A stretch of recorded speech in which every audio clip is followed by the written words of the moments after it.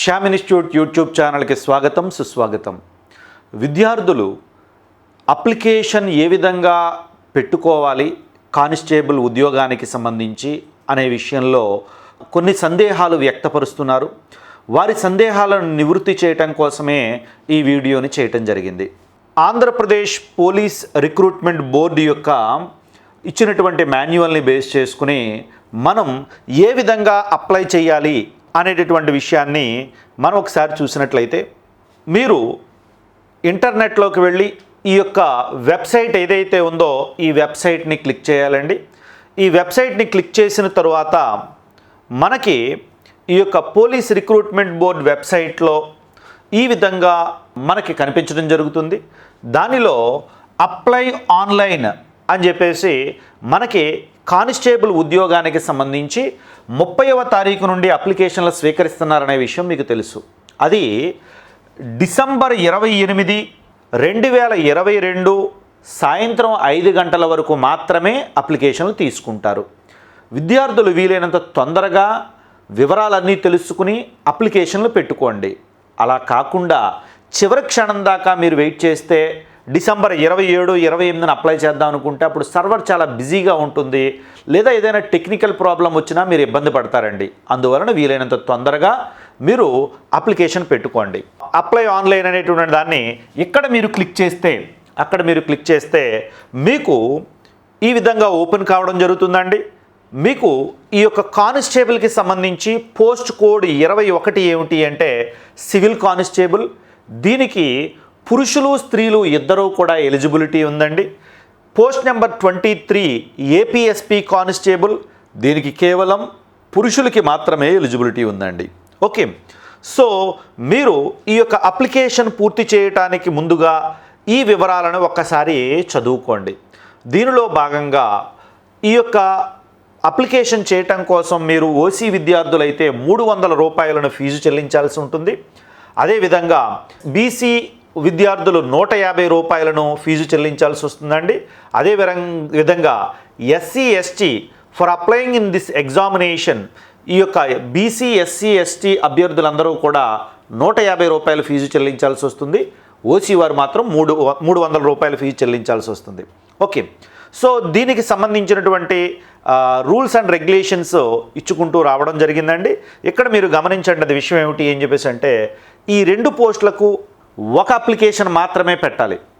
Okay, so 2 పోస్టులు కదా అని 2 అప్లికేషన్లు పెట్టడం అనేటటువంటిది, ఎక్కువ సార్లు అప్లై చేయడం అనేటటువంటిది డిస్క్వాలిఫై చేయడం జరుగుతుంది అని చెప్పి రూల్ ఇవ్వడం జరిగింది. ఓకే, సో అబ్బాయిలు ఏమనుకుంటారంటే ఇవి 2 పోస్టులు కదా 2 సార్లు అప్లికేషన్ పెట్టాలేమనుకుంటారు. కాదండి, ఒకసారి అప్లికేషన్ పెడితే ఒక అప్లికేషన్లోనే ఈ 2 పోస్టులకి సంబంధించి ఇక్కడ 3 బాక్సులు ఇవ్వటం జరిగిందండి.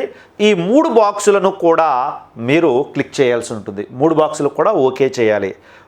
ఈ 3 బాక్సుల్లో ఈ మీరు అందిస్తున్న సమాచారం అంతా కరెక్ట్ అయింది, నిజాయితీ అయింది అనేటటువంటి విషయం ఏదైతే ఉందో దాన్ని చెప్పడం జరుగుతూ ఉంటుంది. అదేవిధంగా రిక్రూట్మెంట్ బోర్డు ఏదైతే మెజర్మెంట్స్ చెప్తుందో, నియమ నిబంధనలు చెప్తుందో ఆ నియమాలకు అనుగుణంగా మీరు ఉన్నారు అనేటువంటి విషయాన్ని ఇక్కడ మీరు అంగీకరిస్తున్నట్లు, అదేవిధంగా పారా నంబర్ 27లో చెప్పినటువంటి అంశాలు ఏవైతే ఉన్నాయో, అంటే ఈ రిక్రూట్మెంట్ ప్రాసెస్లో డిస్క్వాలిఫై అవ్వటానికి కొన్ని కారణాలు చెప్పడం జరిగింది. మీరు ఈ రిక్రూట్మెంట్ ప్రాసెస్లో మీరు డిస్క్వాలిఫై అవుతారు ఒకవేళ ఈ లక్షణాలను కలిగి ఉంటే, ఈ అంశాలను కలిగి ఉంటే అని చెప్పి కొన్ని అంశాలు చెప్పారు. ఆ అంశాలలో మీరు లేరు అనే విషయాన్ని ఇక్కడ అంగీకరించాల్సి వస్తుందండి. కాబట్టి ఈ 3టికి కూడా మీరు క్లిక్ చేయాలి. సో ఇక్కడ చిన్న క్లారిఫికేషన్ ఇచ్చేస్తాను చూడండి. జిఓఎంఎస్ నెంబర్ 97 ప్రకారము ఇచ్చినటువంటి కొన్ని అంశాలు ప్రభుత్వ ఉద్యోగిగా మారటానికి మీకు అడ్డంకులుగా ఉంటాయి. ఆ అంశాలు ఏమిటి అనేది ఒకసారి చూద్దాం మనం. ఓకే, చూడండి, డిస్క్వాలిఫికేషన్ ఫర్ అపాయింట్మెంట్ అని చెప్పి ఇవ్వడం జరిగింది. దీంట్లో 6 అంశాలను చెప్పడం జరిగిందండి. దాంట్లో మొదటిది ఏమిటి అంటే, మీరు ఫేక్ డాక్యుమెంట్లు ఏది కూడా ప్రొడ్యూస్ చేసినట్లయితే మిమ్మల్ని డిస్క్వాలిఫై చేయడం జరుగుతుంది. మీ 10th క్లాస్ సర్టిఫికేట్, ఇంటర్మీడియట్ సర్టిఫికేట్లు ఇలాంటివి ఏమన్నా తప్పు ధ్రువపత్రాలను మీరు చూపించినట్లయితే మిమ్మల్ని డిస్క్వాలిఫై చేస్తారు. నేను అలాంటి ఏమీ చూపించట్లేదు అని చెప్పి ఇందాక మనం టిక్ పెట్టాం. 3వ టిక్ దానికే పెట్టామండి. అదేవిధంగా మీరు ఈ యొక్క ఉద్యోగం పొందడానికి ఏ విధమైన తప్పులు కూడా చేయట్లేదు. అంటే మీ బంధువర్గం ద్వారా కానీ మరో విధంగా కానీ ఆ రిక్రూట్మెంట్ బోర్డులో ఉన్నటువంటి వ్యక్తుల ద్వారా మీరు ఏ విధమైన ప్రయోజనం కూడా పొందటం లేదు. నిజాయితీగా మీరు ఈ యొక్క రిక్రూట్మెంట్లో పాల్గొంటున్నారు. ఒకవేళ మీరు ఏమైనా తప్పు చేసినట్లయితే మిమ్మల్ని డిస్క్వాలిఫై చేయడం జరుగుతుంది. నెక్స్ట్, అదేవిధంగా మీరు వివాహానికి సంబంధించినటువంటి తప్పులు ఏది కూడా చేయలేదు. అంటే వివాహం చేసుకున్నటువంటి ఒక వ్యక్తిని మీరు అధికారికంగా మళ్ళీ ఇంకొకసారి వివాహం చేసుకోవటం, ఇలాంటి వివాహానికి సంబంధించినటువంటి ఏ తప్పులు కూడా మీరు చేయలేదు అనే విషయాన్ని, ఆ విధంగా కనుక వివాహానికి సంబంధించి మీరు ఏదైనా తప్పులు చేసినట్లయితే దానికి సంబంధించి కూడా ఇక్కడ మీరు డిస్క్వాలిఫై అవ్వడం జరుగుతుందండి. సో ఆ తప్పులు ఏమీ కూడా చేయకుండా ఉన్నటువంటి వాళ్ళు మాత్రమే ఎలిజిబిలిటీ. నెక్స్ట్, ఇక a person who has been dismissed from the service of state and central government.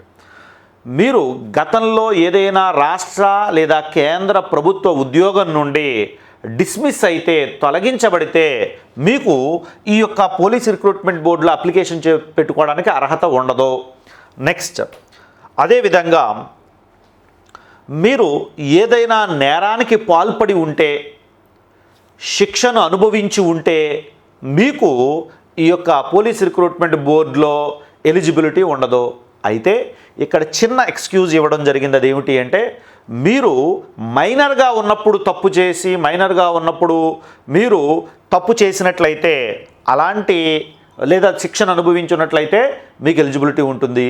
రెండవ పాయింట్ ఏమిటి అని చెప్పేసి అంటే, మీరు యాక్సిడెంట్ల ద్వారా, అంటే టెక్నికల్ మిస్టేక్స్, మీరు యాక్సిడెంట్ చేసి ఎవరినైనా బండితో యాక్సిడెంట్ చేయటం కానీ, కారుతో యాక్సిడెంట్ చేయడం కానీ, ఇలాంటి వాటి వల్ల మీకు ఏమన్నా ఏంటంటారు కోర్టు కేసులు గట్టా ఉంటే వాటికి ఇబ్బంది ఏమీ లేదు. కానీ అలాంటి కేసులు అయితే పర్వాలేదు. కానీ ఈ యొక్క తప్పులు చేసిన హత్యలు, ఇలాంటి నేరాలు, ఇలాంటి కేసులు మీ మీద కనుక ఉంటే మీరు ఈ యొక్క రిక్రూట్మెంట్కి ఏదైతే ఉందో రిక్రూట్మెంట్కి అర్హత లేనట్లుగా మీరు భావించాల్సి ఉంటుంది. ఓకే, అదేవిధంగా నైతికపరమైనటువంటి ఏదైనా తప్పులు మీరు చేసినట్లయితే, దానికి సంబంధించి కేసులు నమోదై శిక్షలు అనుభవించినట్లయితే మిమ్మల్ని ఈ యొక్క రిక్రూట్మెంట్ నుంచి డిస్క్వాలిఫై చేయటం అనేది జరుగుతుంది. సో ఈ విషయాలు మీరు గుర్తుపెట్టుకోండి. నెక్స్ట్, ఈ మూడిటికి కూడా టిక్ పెట్టిన తర్వాత సహజంగా ఏ విద్యార్థులు కూడా ఇలాంటి మిస్టేక్స్ చేసి ఉండరు. కాబట్టి ఈ మూడిటికి కూడా టిక్ పెట్టిన తర్వాత సబ్మిట్ అండ్ కంటిన్యూ కొట్టినట్లయితే మీకు ఫీజు పే చేయమని చెప్పి ఈ విధంగా కనిపించడం జరుగుతుందండి. మీరు ఫీజు పే చేయటం ఏదైతే ఉందో, ఫీజు పే చేయటానికి సంబంధించి వివరాలు అక్కడ రావటం అనేది జరుగుతుందండి. ఓకే, ఇదంతా కూడా ఫీజు పేమెంట్ ప్రాసెస్ అండి. మీరు ఆర్ యూ లోకల్ క్యాండిడేట్ అని చెప్పేసి అడగడం జరిగింది. సో మీరు లోకల్, ఆంధ్రప్రదేశ్ లోకల్ అయితే లోకల్ అని చెప్పేసి క్లిక్ చేస్తారు. తెలంగాణ వాళ్ళు లేదా ఇతర రాష్ట్రాల వాళ్ళు అయితే నో అని చెప్పేసి క్లిక్ చేయడం జరుగుతుంది. మీరు ఏపీ వాళ్ళు కాబట్టి ఎస్ అని క్లిక్ చేయొచ్చు, తెలంగాణ నుంచి అయితే నో అని క్లిక్ చేయొచ్చు. కమ్యూనిటీ ఏదైతే ఉందో మీరు కమ్యూనిటీ క్లిక్ చేస్తారో, ఈ యొక్క ఎస్సీయా, ఎస్టీయా, బీసీయా, ఓసీయా అనేటువంటి కమ్యూనిటీ ఇక్కడ మనకి బార్ రావడం జరుగుతుంది. దాంట్లో కమ్యూనిటీ క్లిక్ చేస్తారు. క్యాండిడేట్ నేమ్, 10th క్లాస్ సర్టిఫికేట్లో ఏ నేమ్ అయితే ఉందో ఆ నేమ్ని మీరు ఇక్కడ రాయాల్సి ఉంటుంది. డేట్ ఆఫ్ బర్త్, మీరు 10th క్లాస్లో ఇచ్చినటువంటి డేట్ ఆఫ్ బర్త్ ఏదైతే ఉందో ఆ డేట్ ఆఫ్ బర్త్ ఇక్కడ రాయాలి. 10th class are equivalent hall ticket number, 10th class కానీ లేదా 10th క్లాస్కి ఈక్వల్గా మీరు ఏదైతే పాస్ అయ్యారో దాని యొక్క hall ticket number. Candidate mobile number, ఈ మొబైల్ నెంబరు పనిచేసే నెంబర్ ఇవ్వండి, కరెక్ట్ నెంబర్ ఇవ్వండి. ఓకే, సో ఈ మొబైల్ నెంబర్ కనుక మీరు క్లిక్ చేసినట్లయితే మీరు ఎంత అమౌంట్ పే చేయాలనేది ఇక్కడ వచ్చేస్తుందండి. 300 పే చేయాలా లేకపోతే 150 పే చేయాలా? ఓసీ అయితే 300, ఎస్సీ ఎస్టీ బీసీ అయితే 150 రూపాయలు. సో ఫీ పేమెంట్ ఏదైతే ఉందో ఫీ పే అని చెప్పేసి మీరు కనుక క్లిక్ చేసినట్లయితే మిమ్మల్ని మళ్ళీ ఒకసారి వివరాలన్నింటినీ సరిచేసుకోమని చెప్పడం జరుగుతుందండి. సో దానికి ఓకే నొక్కినట్లయితే మీకు ఏ విధంగా ఫీ పే చేస్తారో, మీ దగ్గర ఉన్నటువంటి ఏటీఎం కార్డ్స్ కానీ, డెబిట్ కార్డు కానీ, క్రెడిట్ కార్డు కానీ దేని ద్వారా మీరు ఫీ పే చేస్తారో అనేటువంటి విషయాన్ని ఆ కార్డు వివరాలు అడగడం జరుగుతుంది. మేక్ ఏ పేమెంట్ అని చెప్పేసి మీరు క్లిక్ చేసినట్లయితే పేమెంట్ కంప్లీట్ అవ్వడం జరుగుతుందండి. సో పేమెంట్ సక్సెస్ అని చెప్పేసి వచ్చిన తర్వాత ఆ ట్రాన్సాక్షన్ నెంబర్ ఏదైతే ఉందో ఆ నెంబర్ని మీరు జాగ్రత్తగా ఒక చోట రాసుకోండి, లేదా దాన్ని ఫోటో తీసుకోండి. ఎందుకంటే అది తర్వాత ఫర్దర్ ఇన్ఫర్మేషన్ కోసం మనకి ఉపయోగపడడం అనేటువంటిది జరుగుతుందండి. So continue the fill the application form. మీరు ఇక్కడ కనుక క్లిక్ చేసినట్లయితే మీకు ఆన్లైన్ అప్లికేషన్ ఫామ్ ఏదైతే ఉందో ఆన్లైన్ అప్లికేషన్ ఫామ్ అనేటటువంటిది మీకు రావడం జరుగుతుందండి. చూడండి, ఆన్లైన్ అప్లికేషన్ ఫామ్ వచ్చింది. సో ఈ ఆన్లైన్ అప్లికేషన్ ఫామ్లో మొట్టమొదటిసారిగా మీ యొక్క పేరు రాయాల్సి ఉంటుందండి. మీ పేరుని ఇక్కడ టైప్ చేయాల్సి ఉంటుంది. సో ఈ ఎస్ఎస్సిలో 10th క్లాస్లో ఎలాగుందో అలాగే రాయండి. ఇక డౌట్ ఏంటి అంటే, సర్నేమ్ ముందు రాయాలా లేకపోతే నేమ్ ముందు రాయాలా, ఇలాంటి డౌట్లు 100 వస్తాయి మనకి. మీరు 10th క్లాస్ సర్టిఫికేట్లో సర్నేమ్ ముందు ఉంటే సర్నేమ్ రాయండి, మీ పేరు ముందు ఉంటే మీ పేరు రాయండి, ఎలాగుంటే అలా రాసేయండి. నెక్స్ట్ అదేవిధంగా ఫాదర్ నేమ్. యాక్చువల్గా 10th క్లాస్ సర్టిఫికేట్లో ఫాదర్ నేమ్ ఉంటుంది. ఫాదర్ నేమ్ ఎలాగుందో అలాగే రాసేయండి. అదేవిధంగా మదర్స్ నేమ్. 10th క్లాస్ సర్టిఫికేట్లో మదర్ నేమ్ ఉంటుందండి, అలాగే మదర్ నేమ్ రాయండి. ఒకవేళ మదర్ నేమ్ గతంలో కాస్త ఒక 5-6 ఏళ్ల క్రితం చదివినటువంటి విద్యార్థులకైతే మదర్ నేమ్ ఉండదు 10th క్లాస్ సర్టిఫికేట్లో. సో అలాంటి విద్యార్థులు ఏం చేస్తారు అని చెప్పేసి అంటే, మీ యొక్క తల్లిగారు ఏమన్నా చదివితే ఆ సర్టిఫికేట్లో ఎలాగుందో అలా రాయండి, లేదా ఆధార్ కార్డులో ఎలాగుందో అలా రాయండి. Next gender. మేల్ అయితే మేలు, ఫిమేల్ అయితే ఫిమేలు రాయండి. Date of birth. 10th class certificate ఏదైతే ఉందో ఆ సర్టిఫికేట్లో ఏ విధంగా డేట్ ఆఫ్ బర్త్ ఉందో ఆ డేట్ ఆఫ్ బర్త్ వేయండి. ఓకే, సో ఇక్కడ మీకు ఏజ్ ఆటోమేటిక్గా రావడం జరుగుతుందండి మీరు డేట్ వేసిన వెంటనే. నెక్స్ట్ మీ యొక్క ఎస్ఎస్సి హాల్ టికెట్ నెంబర్ ఏదైతే ఉందో హాల్ టికెట్ నెంబర్ని ఇక్కడ మీరు ఎంటర్ చేయాల్సి ఉంటుందండి. ఇయర్ ఆఫ్ పాసింగ్, ఏ సంవత్సరం మీరు పాస్ అయ్యారు అనేటటువంటి విషయాన్ని ఇక్కడ మీరు ఎంటర్ చేయాల్సి వస్తుంది. Upload SSC certificate. 10th class సర్టిఫికేట్ని మీరు అప్లోడ్ చేయాలి. అప్లోడ్ చేసేటప్పుడు మీరు గమనించాల్సిన అంశం ఏమిటి అని చెప్పేసి అంటే, ఈ యొక్క దీన్ని జేపీజీ ఫార్మేట్లో మీరు దాన్ని స్కాన్ చేయాల్సి ఉంటుంది. దీని యొక్క మెమరీ 250 KB కంటే ఎక్కువ ఉండకూడదు. 250 KB కానీ దానికంటే తక్కువగానే ఉండేటట్లుగా మీరు క్లియర్గా ఫోటో తీసుకుని మీరు ఈ యొక్క దీన్ని అప్లోడ్ చేయాల్సి ఉంటుందండి. Next education qualification. ఇంటర్మీడియట్ దాని ఈక్వలెంట్ ఎడ్యుకేషన్ క్వాలిఫికేషన్ ఏదైతే ఉందో ఆ క్వాలిఫికేషను మీరు ఇక్కడ ఎంటర్ చేయాల్సి వస్తుందండి. అంతకంటే ఎక్కువ ఎడ్యుకేషన్ క్వాలిఫికేషన్ ఉన్నట్లయితే దాన్ని ఇక్కడ మీకు బార్లో చూపించడం జరుగుతుంది, దాన్ని మీరు క్లిక్ చేయొచ్చు. Next community. మీ యొక్క కమ్యూనిటీ ఏ క్యాస్ట్ ఏమిటి అనేటటువంటి దాన్ని ఇక్కడ మీరు టైప్ చేయాలండి. నెక్స్ట్ ఏమిటి అని చెప్పేసి అంటే, ఇక్కడ మీరు బిలాంగ్ టు ఈడబ్ల్యూఎస్ కేటగిరీ. మీరు ఈడబ్ల్యూఎస్ కేటగిరీలో ఉన్నారా, ఓసీలోని ఈడబ్ల్యూఎస్లో ఉన్నారా లేదా, ఉంటే ఎస్ లేకపోతే నో. నెక్స్ట్ మీరు ఎక్స్ సర్వీస్ మ్యాన్ కేటగిరీలో ఉన్నారా లేదా అని చెప్పేసి ఇక్కడ మళ్ళీ అడుగుతున్నారు. మీరు ఎక్స్ సర్వీస్ మ్యాన్లో ఉంటే ఎస్ లేకపోతే నో అని చెప్పేసి. నెక్స్ట్ పాస్పోర్ట్ సైజ్ ఫోటోని అప్లోడ్ చేయమంటున్నారు. పాస్పోర్ట్ సైజ్ ఫోటోని జేపీజీ ఫార్మేట్లోనే 50 KB ఉండే విధంగా దాన్ని అప్లోడ్ చేయాలండి. అదేవిధంగా మీ యొక్క సిగ్నేచర్ని అప్లోడ్ చేయమంటున్నారు. మీరు ఒక వైట్ పేపర్ మీద సిగ్నేచర్ చేసి దాన్ని ఫోటో తీసుకుని 50 KB కంటే తక్కువగా ఉండే విధంగా జేపీజీ ఫార్మేట్లో మనం అప్లోడ్ చేయాల్సి వస్తుంది. మీరు అప్లికేషన్ పెట్టే ముందే 10th క్లాస్ మార్కుల లిస్టు, మీ ఫోటో, అదేవిధంగా మీ సిగ్నేచరు 3 కూడా జేపీజీ ఫార్మేట్లో వీరు చెప్పినటువంటి మెమరీని బేస్ చేసుకుని ఆ సైజు బేస్ చేసుకుని పెట్టుకుంటే అప్పుడు మీరు అప్లోడ్ చేయడం ఈజీగా ఉంటుందండి.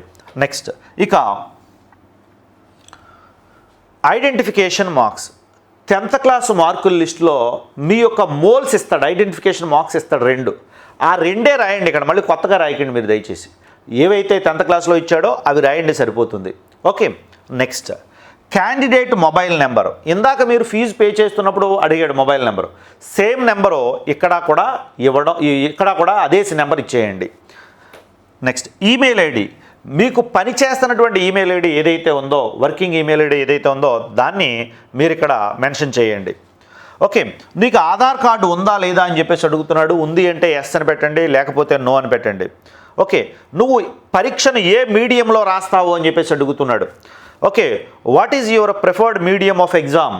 ఏ మీడియంలో రాస్తావు అని చెప్పేసి అడుగుతున్నాడు. తెలుగు మీడియం అయితే తెలుగు, ఇంగ్లీష్ మీడియం అయితే ఇంగ్లీష్, ఉర్దూ మీడియం అయితే ఉర్దూ అని చెప్పి రాయండి. Next which is your preferred place for preliminary written test. Preliminary written test రాయడం కోసం నువ్వు ఏ ప్రాంతాన్ని ఎగ్జామ్ సెంటర్ నీకు ఎక్కడ కావాలి అని చెప్పి 3 ప్లేసులు అడుగుతున్నాడు. మీరు రాయడానికి వీలుగా ఉండే విధంగా ఉండే మీ ఇంటికి దగ్గరగా ఉండేటటువంటి ప్లేసెస్ ఏవైతే ఉన్నాయో ఆ ప్లేసెస్ని మీరు ఎంచుకోండి. సో ఫస్ట్ ప్రిఫరెన్స్ దానికి ఇవ్వండి. ఆ తర్వాత కాస్త దగ్గరగా ఉన్న బాగా దగ్గరగా ఉన్నది ఫస్ట్ ప్రిఫరెన్స్, కొంచెం దూరంగా ఉంది రెండో ప్రిఫరెన్స్, ఆ తర్వాత మూడో ప్రిఫరెన్సు. ఈ 3 ప్రిఫరెన్స్లు ఇవ్వండి. Next post preference as per notification. మీరు ఏ పోస్ట్ ప్రిఫరెన్స్ ఏదైతే ఉందో పోస్ట్ ప్రిఫరెన్సెస్ ఏ విధంగా ఇస్తున్నారు? దీనికి 2 రకాల పోస్టులు కానిస్టేబుల్లో ఉన్నాయండి. ఒకటి సివిల్, ఏపీఎస్పి. ఈ రెండిట్లో మీ ప్రిఫరెన్స్ ఏది అని చెప్పేసి దాన్ని ఇక్కడ నోట్ చేయండి. సో సహజంగా సివిల్ ఫస్ట్ ప్రిఫరెన్స్, తర్వాత ఏపీఎస్పి మనం ఇవ్వడం జరుగుతుంది. ఆ ప్రిఫరెన్స్ ఇక్కడ పెట్టుకోవాలండి. నెక్స్ట్ ఇక which is preferred district for appearing PMT or PET. మీరు ప్రిలిమినరీ క్వాలిఫై అయిన తర్వాత మీరు పీఈటీ ఫిజికల్ టెస్ట్ ఏదైతే ఉందో ఫిజికల్ టెస్ట్కి ఈ 1600 వీటికి హాజరు కావాల్సి వస్తుంది. అది ఎక్కడ మీరు హాజరవుతారు, ఏ డిస్టిక్లో హాజరవుతారు అనేది మీరు ఇక్కడ మీరు ఇవ్వాల్సి వస్తుందండి. సో మీ సొంత జిల్లా ఇచ్చుకోండి. ఒకవేళ మీరు అక్కడ కాకుండా వేరే చోట ఎక్కడ ఉన్నారు, మీకు దగ్గరగా వేరే జిల్లా ఉందనుకుంటే అక్కడ ఇచ్చుకోవచ్చు. Next are you local of state of Andhra Pradesh. మీరు ఆంధ్రప్రదేశ్కి చెందిన వారైతే ఇక్కడ ఎస్ అని పెట్టండి, లేదు అయితే నో అని పెట్టండి. Next as per rule 3 GO number MS 97/15/2006 and amendments there on and as mentioned in the notification at para 27. ఇందాక మనం చెప్పుకున్న డిస్క్వాలిఫికేషన్స్ ఏవైతే ఉన్నాయో ఈ డిస్క్వాలిఫికేషన్స్ నీకేమైనా ఉన్నాయా? Do you come under those categories. అక్కడ 6 కేటగిరీలు చెప్పడం జరిగింది. నువ్వేమన్నా నేరాలకు గట్టా పాల్పడ్డావా, నీ సర్టిఫికెట్లలో తప్పులు ఏమన్నా ఉన్నాయా, ఇలాగా నీ 6 కేటగిరీల్లో నువ్వు చెందుతావా అని అడుగుతున్నాడు. నేను చెందను అని చెప్పాలి. కాబట్టి అందరు విద్యార్థులు కూడా మీరు నో అనేది ఏదైతే ఉందో నోని క్లిక్ చేయాల్సి వస్తుందండి. ఓకే, నోని క్లిక్ చేయాలండి దీనికి సంబంధించి. నెక్స్ట్ మీ అడ్రస్ ఏదైతే ఉందో అడ్రస్ని క్లియర్గా ఇక్కడ మెన్షన్ చేయాలండి. మీ పిన్ ఇవన్నీ మీ యొక్క పిన్ కోడ్ ఇవన్నీ కూడా ఇక్కడ మెన్షన్ చేయాలి. ఆ తర్వాత సబ్మిట్ కొట్టాలి. సబ్మిట్ కొట్టిన తర్వాత మీకు మళ్ళీ ఒకసారి వివరాలన్నీ కూడా కనిపించడం జరుగుతుంది. మళ్ళీ ఒకసారి చెక్ చేసుకోండి. వెంటనే కంగారు పడి కొట్టడం కాకుండా మళ్ళీ ఒకసారి ఆ వివరాలన్నీ చెక్ చేసుకోండి. చెక్ చేసుకున్న తర్వాత అప్పుడు మీరేం చేస్తారు అని చెప్పేసి అంటే సబ్మిట్ కొట్టండి. సో కొట్టిన తర్వాత మీకు మీ రిజిస్ట్రేషన్ నెంబర్ ఏదైతే ఉందో రిజిస్ట్రేషన్ నెంబర్ జనరేట్ అవుతుందండి. ఇవన్నీ కూడా ప్రింట్లు తీసుకుని మీ దగ్గర ఉంచుకోండి. సో రేపు పొద్దున్న మనకి వీటి ఆధారంగానే చివరి రిక్రూట్మెంట్ అయ్యేదాకా కూడా ఉంటుందండి. నెక్స్ట్ ఇప్పుడు ఏజ్ రిలాక్సేషన్ ఏ విధంగా ఇస్తారో అనేటటువంటి అంశాన్ని ఒకసారి చూద్దామండి. మనకి ఇచ్చినటువంటి నోటిఫికేషన్లో ఏజ్ రిలాక్సేషన్కి సంబంధించి మనం ఒకసారి చూసినట్లయితే చూడండి, ఏజ్ 18 సంవత్సరాల నుండి 24 సంవత్సరాల వరకు మధ్యలో ఉన్నటువంటి వయసు ఉన్న విద్యార్థులకు ఈ రిక్రూట్మెంట్లో ఎలిజిబిలిటీ అనేది ఉంది. ఓకే, అంటే వాళ్ళు 2 జూలై 1998 నుండి 1 జూలై 2004 మధ్యలో పుట్టిన వారై ఉండాలి. ఓకేనండి. ఇప్పుడు ఇది సాధారణమైనటువంటి నియమము. దీని నుండి ఎవరెవరికి ఏజ్ రిలాక్సేషన్స్ ఏ విధంగా ఇచ్చారు అనేటువంటి విషయాన్ని మనం ఒకసారి చూద్దామండి. సో ఇక్కడ హోమ్ గార్డులుగా పనిచేస్తున్నటువంటి వారు 2 సంవత్సరాలు కంటిన్యూగా పనిచేసి అదేవిధంగా 2 సంవత్సరాలలో 360 రోజులు పనిచేసి ఉండాలి వాళ్ళు. అంతేకాకుండా నోటిఫికేషన్ పడే నాటికి అంటే 28/11/2022 నాటికి వాళ్ళు హోమ్ గార్డుగా పనిచేస్తూ ఉండాలి. అలాంటి వారికి ఏజ్ రిలాక్సేషన్ ఏదైతే ఉందో ఇది 32 సంవత్సరాల వరకు రిలాక్స్ ఇవ్వడం జరిగింది. మినిమం ఏజ్ 18, అది మారదు. 32 సంవత్సరాల వరకు రిలాక్సేషన్ ఇవ్వడం జరిగిందండి. అంటే హోమ్ గార్డులుగా పనిచేస్తున్నటువంటి వాళ్ళు ఎవరైతే ఉన్నారో వాళ్ళకి 32 సంవత్సరాల వరకు రాసుకోవచ్చండి. ఓకే, నెక్స్ట్ ఇక age relaxations SC, ST, BC, EWS విద్యార్థులకు 5 సంవత్సరాలు వయోపరిమితిని సడలించడం జరిగింది. ఓకే, సో అంటే 24 సంవత్సరాలు ఏవైతే ఉన్నాయో 24 సంవత్సరాలకి మరొక 5 సంవత్సరాలు మినహాయింపు ఇవ్వటం అనేటువంటిది జరిగిందండి. ఓకే, ఇది కాకుండా వివిధ కేటగిరీలలో ఏజ్ రిలాక్సేషన్ ఏ విధంగా ఉంది అని చెప్పేసి అంటే, ప్రభుత్వ ఉద్యోగిగా పనిచేస్తే, ఆంధ్రప్రదేశ్ రాష్ట్ర ప్రభుత్వ ఉద్యోగిగా పనిచేస్తే మీకు 5 సంవత్సరాల వరకు మ్యాక్సిమం పీరియడ్ ఏజ్ రిలాక్సేషన్ అనేటటువంటిది ఇవ్వడం జరుగుతుంది. అంటే మీరు 10 ఏళ్ళు పనిచేసినా సరే 5 సంవత్సరాల వరకు ఏజ్ రిలాక్సేషన్ అనేటటువంటిది ఇవ్వడం జరుగుతుందండి. అంటే మీకు క్యాస్ట్ పరంగా వచ్చినటువంటి రిలాక్సేషన్తో పాటుగా అదనంగా మీరు ప్రభుత్వ ఉద్యోగిగా పనిచేస్తే మరొక 5 సంవత్సరాల పాటు మీకు ఏజ్ రిలాక్సేషన్ అనేటటువంటిది ఉంటుంది. అయితే మీరు ప్రభుత్వ ఉద్యోగిగా 2 ఏళ్లే పనిచేశారు, ఓకే, అప్పుడు ఆ 2 సంవత్సరాలు వస్తుంది. 3 ఏళ్ళు పని చేస్తే 3 సంవత్సరాలు వస్తుంది. అలా కాకుండా 10 ఏళ్ళు పని చేసినా సరే 5 ఏళ్ళు మాత్రమే ఏజ్ రిలాక్సేషన్ ఇవ్వడం జరుగుతుంది. ఇక్కడ మీరు తెలుసుకోవాల్సిన అంశం ఏమిటి అంటే, ప్రభుత్వ ఉద్యోగులు అందరికీ ఇవ్వడం జరుగుతుంది, కానీ రాష్ట్ర ప్రభుత్వ ఉద్యోగులు అందరికీ ఇవ్వడం జరుగుతుంది. కానీ ఈ యొక్క ఏపీ ట్రాన్స్కోలో, డిస్కమ్లో, ఏపీ జన్కోలో, కార్పొరేషన్స్లో, మున్సిపాలిటీస్లో, లోకల్ బాడీస్లో పనిచేస్తున్నటువంటి రాష్ట్ర ప్రభుత్వ ఉద్యోగులకి మాత్రం ఈ ఏజ్ రిలాక్సేషన్ 5 ఏళ్ల యొక్క నియమము పనిచేయదు, 5 ఏళ్ల నియమము వర్తించదు.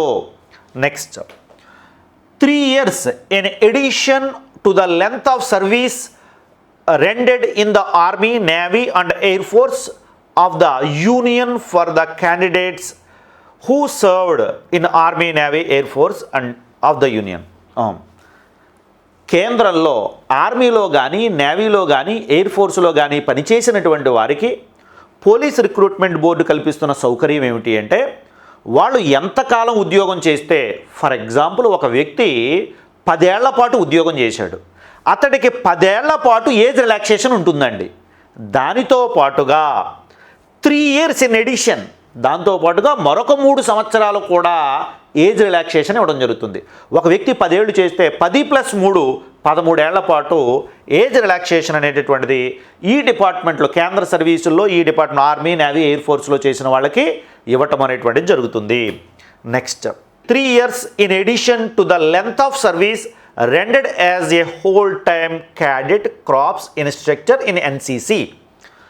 ఎవరైతే ఎన్సీసీలో ఇన్స్ట్రక్టర్గా పనిచేస్తారో వాళ్ళకి కూడా వాళ్ళు పనిచేసినటువంటి సర్వీసుతో పాటుగా మరొక 3 సంవత్సరాలు అదనముగా ఇవ్వడం జరుగుతుంది. ఫర్ ఎగ్జాంపుల్ ఒక వ్యక్తి 4 సంవత్సరాలు పనిచేశాడండి, అతడికి 4 + మరొక 3 ఏళ్ళు అదనంగా ఇవ్వడం జరుగుతుందన్నమాట. సో అయితే ఇక్కడ పాయింట్ ఏం చేశారంటే, ఇక్కడ మాత్రం కనీస సర్వీసు 6 నెలలు ఉండాలి అని చెప్పేసి చెప్పడం జరిగింది. కనీస సర్వీసు ఎన్సీసీ ఇన్స్ట్రక్టర్గా పనిచేసిన వ్యక్తి కనీసం 6 నెలలు ఎన్సీసీ ఇన్స్ట్రక్టర్గా పనిచేస్తేనే ఇవి వర్తించడం జరుగుతుంది. నెక్స్ట్, అదేవిధంగా 1991 జనాభా లెక్కల సేకరణలో ఉద్యోగిగా ఉండి, టెంపరరీ ఉద్యోగిగా ఉండి ఆ తరువాత తొలగించబడినటువంటి వ్యక్తులు ఎవరైతే ఉన్నారో వాళ్ళకి కూడా 3 సంవత్సరాలు, మ్యాక్సిమం 3 సంవత్సరాలు ఏజ్ రిలాక్సేషన్ ఇవ్వడం జరిగింది. అంటే 1991 రాష్ట్ర జనాభా లెక్కల సేకరణకు సంబంధించినటువంటి డిపార్ట్మెంట్ వాళ్ళలో కొంతమందిని ఉద్యోగాలు ఇవ్వడం జరిగింది.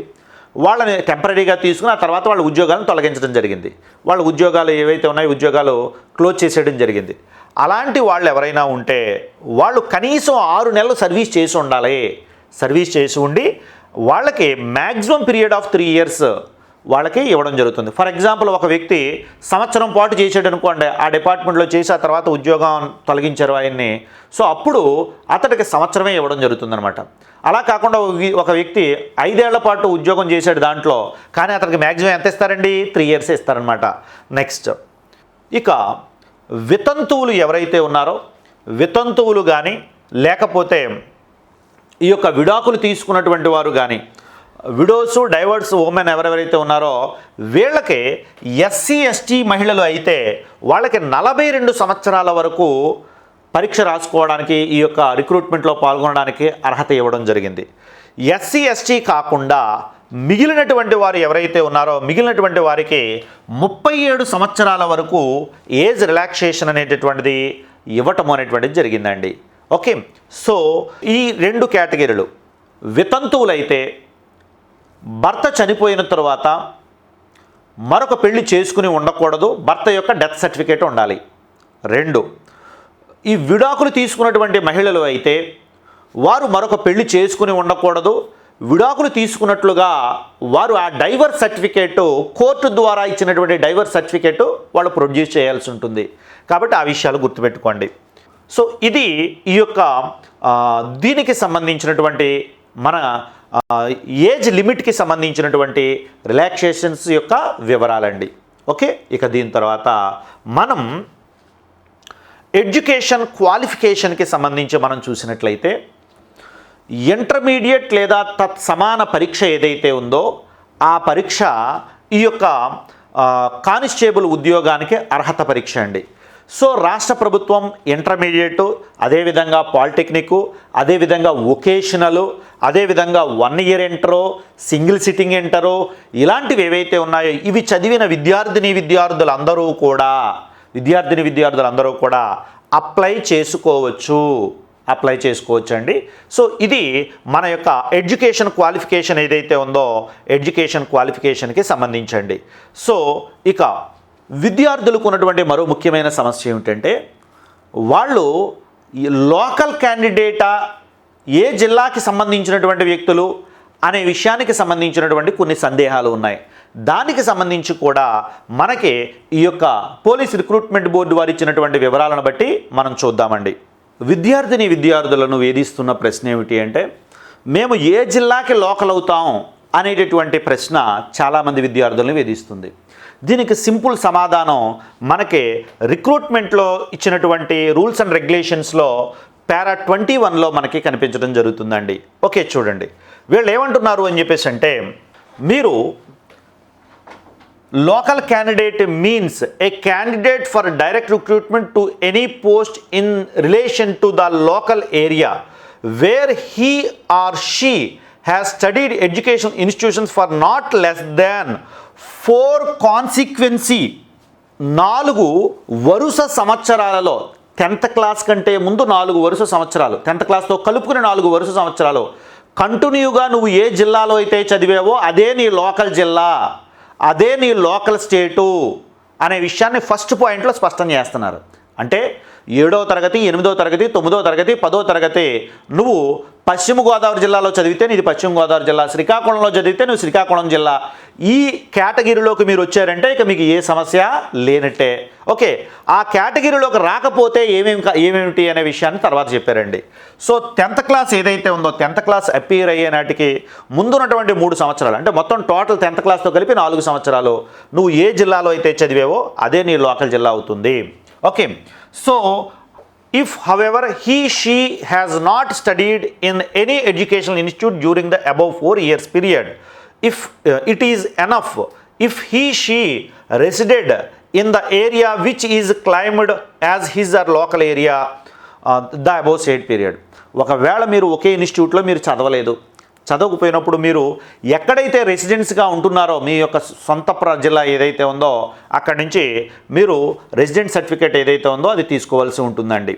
నెక్స్ట్, ఒకవేళ మీరు ఈ మొదటి కేటగిరీలోకి రాకపోతే, మొదటి కేటగిరీలో కనుక మీరు లోకల్ క్యాండిడేట్గా రాకపోతే తరువాత ఏం చేయాలి, తరువాత ఇవ్వడం జరిగిందండి. అది ఏమిటి ఏం చెప్పేసి అంటే in case the candidate doesn't fall within the scope of the above, it will be considered if he or she for a period of not less than 7 years 7 సంవత్సరాలు తక్కువ 7 సంవత్సరాలకి తక్కువ కాకుండా అంటే 4వ తరగతి నుంచి 10వ తరగతి వరకు నువ్వు ఎక్కువ సంవత్సరాలు ఏ జిల్లాలో అయితే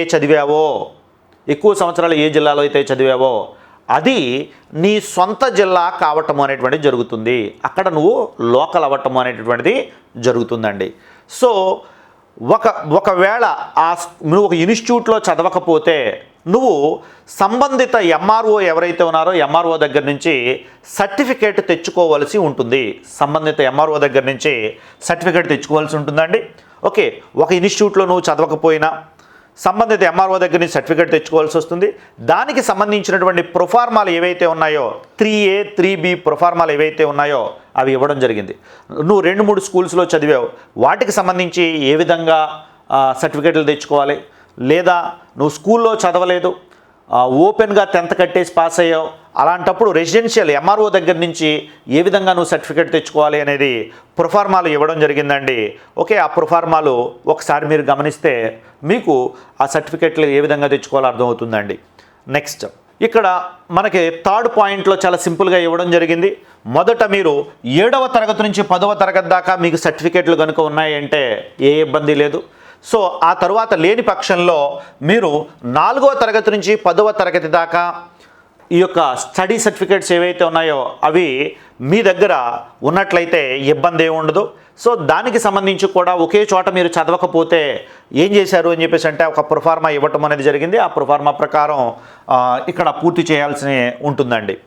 నెక్స్ట్, ఒకవేళ మీరు చదివినటువంటి మీరు చదవలేదు, అలాంటి సందర్భాల్లో ఎంఆర్ఓ దగ్గర నుంచి మీరు సర్టిఫికేట్ తెచ్చుకోవాల్సి వస్తుందండి. అక్కడ మీరు లోకల్గా మీరు రెసిడెన్స్ ఉన్నారు అని చెప్పేసి సర్టిఫికేట్ తెచ్చుకోవాల్సి వస్తుందండి. ఇక అతి ముఖ్యమైనటువంటి లోకల్ నాన్ లోకల్ ఇష్యూలో మనకు అతి ముఖ్యమైన మరో అంశం ఏంటంటే, మాది తెలంగాణకు చెందుతామా మేము ఆంధ్రాకి చెందుతామా అనే దానికి సంబంధించి కూడా రిక్రూట్మెంట్ బోర్డులో ఒక స్పష్టత ఇవ్వటం అనేటువంటిది జరిగిందండి. అది ఏమిటి అని చెప్పేసి అంటే 2014 జూన్ 2వ తారీఖున ఆంధ్ర తెలంగాణ విడిపోయాయి కాబట్టి 2014 జూన్ 2 తర్వాత 7 సంవత్సరాల లోపులో, అంటే 2014 ఒక 7 కలిపితే 2021. సో ఈ పీరియడ్లో మీరు ఎవరైనా తెలంగాణ నుంచి ఆంధ్ర ప్రాంతానికి వచ్చి ఇక్కడ స్థిరపడిపోయినట్లయితే మీరు ఆంధ్ర ప్రాంతానికి చెందిన వాళ్ళే అని చెప్పేసి ఇక్కడ ఇవ్వటము అనేటటువంటిది జరిగింది. దానికి సంబంధించినటువంటి ఈ యొక్క స్థానిక అధికారుల దగ్గర నుంచి మనం సర్టిఫికేట్లు తీసుకోవాల్సి ఉంటుందండి. అవి ఫిజికల్ మెజర్మెంట్ టెస్ట్ పీఈటీకి వెళ్తున్నప్పుడు ఆ సర్టిఫికేట్లని సబ్మిట్ చేయవలసి ఉంటుందండి. సో ఇది ఈ యొక్క లోకల్ నాన్ లోకల్ ఇష్యూకి సంబంధించినటువంటి అంశమండి. అంటే ఎవరైతే ఆంధ్ర వాళ్ళు తెలంగాణకు వెళ్ళి రాష్ట్రం విడిపోయిన తర్వాత తిరిగి మళ్ళీ ఇక్కడికి వచ్చి స్థిరపడిపోయారో వాళ్ళందరికీ కూడా లోకల్గానే ట్రీట్ చేయటం అనేటటువంటిది జరుగుతుంది. వాళ్ళు ఏంటంటారు, అక్కడ చదువుకున్న తెలంగాణ ప్రాంతంలో చదువుకున్నప్పటికీ కూడా ఇక్కడికి వచ్చి స్థిరపడ్డారు అని చెప్పేసి అంటే వాళ్ళు ఆ యొక్క రెసిడెన్షియల్ సర్టిఫికేట్స్ ఏవైతే ఉన్నాయో వాటిని కనుక సబ్మిట్ చేసినట్లయితే ఆ సర్టిఫికేట్ల ఆధారంగా ఈ యొక్క పోలీస్ రిక్రూట్మెంట్ బోర్డు వారు నిర్ణయాలు తీసుకోవటం అనేటువంటిది జరుగుతుందండి. ఓకే, సో ఇది ఈ యొక్క రిక్రూట్మెంట్ ప్రాసెస్కి సంబంధించినటువంటి ప్రధానమైన అంశాలు. మీరు ఈ రిక్రూట్మెంట్ ప్రాసెస్కి సంబంధించి మీరు కూడా ఒకసారి ఈ యొక్క వివరాల లోపలికి వెళ్ళండి. వాటికి సంబంధించినటువంటి నియమ నిబంధనలు మళ్ళీ ఒకసారి చదవండి. ఫైనల్ అథారిటీ పోలీస్ రిక్రూట్మెంట్ బోర్డే వాటిని చదివిన తర్వాత ఉన్న వివరాలను మాత్రమే మేము చెప్పడం జరుగుతుందండి. రిక్రూట్మెంట్ బోర్డు వారి యొక్క నిర్ణయమే ఫైనల్ నిర్ణయము అని చెప్పి అనే విషయాన్ని మీరు గుర్తుపెట్టుకోండి.